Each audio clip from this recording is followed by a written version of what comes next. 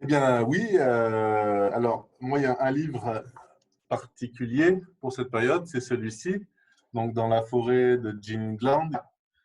Donc, ce bouquin-là, moi, il fait sens évidemment d'un point de vue très personnel, puisque c'est l'histoire de deux sœurs dans un monde qui s'écroule. Donc, c'est un bouquin qui est très connu, qui a eu un succès dingue, voilà, très défendu chez nous à la librairie. Il a été très aimé. Il a un côté à la fois sombre et puis il y a une note d'espoir qui arrive. Enfin, c'est l'histoire de deux sœurs dans un monde qui s'effondre, dans une civilisation qui s'effondre. Et évidemment, moi, je suis papa de deux petites filles qui ont 8 ans et 4 ans. Et forcément, j'ai lu en fait Dans la forêt, je ne l'avais pas lu avant, donc je l'ai lu pendant. Et ça m'a vraiment fait écho avec ce qui se passait, puisqu'en plus on sous-entend une épidémie en fait dans la forêt. Elles se retrouvent seules avec leur père, leur mère décède, elles se retrouvent seules donc dans cette forêt qu'elles vont finalement et elles vont adopter, la forêt va les adopter, elles vont adopter la forêt, elles vont apprendre à vivre avec elle, puisqu'il ne se passe plus rien nulle part, il n'y a plus d'humains, il y a plus, voilà. Avec des menaces évidemment qui arrivent de l'extérieur, le père qui meurt. Là, elles se retrouvent vraiment toutes les deux. En fait, elles arrivent à transformer chaque drame finalement en quelque chose de l'ordre de l'espoir, et pourtant des drames vraiment tragiques. En plus, on entendait pendant toutes ces périodes que les enfants n'étaient pas touchés, donc on imagine tout un tas de choses, et finalement, si moi je suis touché, si je disparais, si tout disparaît et que les enfants restent, mes deux filles, qu'est-ce qui leur arrive? Donc, vraiment, de manière très claire, c'est Dans la forêt qui a été vraiment le livre de l'épidémie. Alors, autant en texte comme ça, et puis je le montre aussi parce qu'il a été fait en BD. Et voilà, bon, après, pour les gens qui sont moins romans, la BD, en fait, reprend évidemment le texte original. Après, il a un dessin particulier en dichromie. Mais voilà, c'est une manière aussi de rentrer dans ce récit-là, et qui a un chouette écho à cette période. Merci. Alors, sans aucun doute, sans hésitation, ça sera celui-là. Donc, L'invention des corps de Pierre Ducrozet.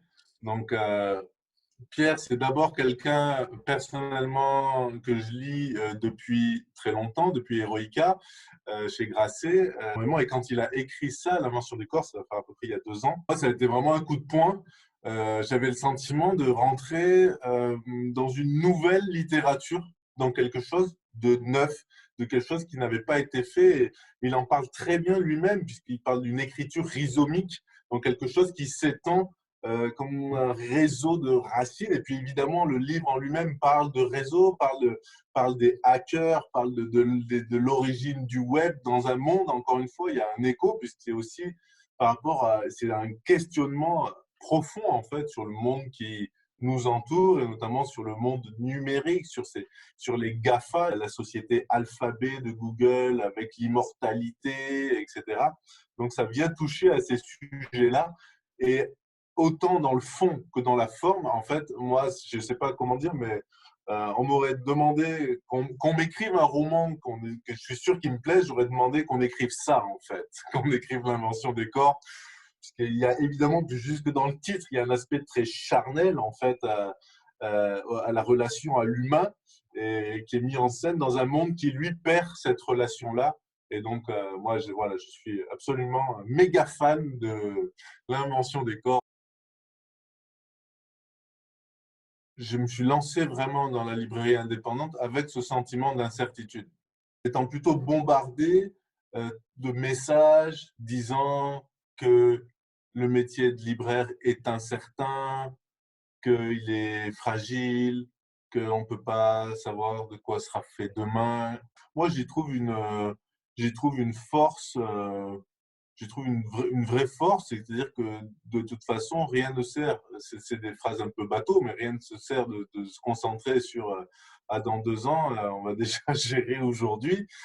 La librairie a 70 ans, elle n'avait jamais fermé plus de 2 jours, pratiquement, et donc là, elle ferme 2 mois. Bon, voilà, c'est vrai qu'on sait qu'on sera là demain et que ça ira.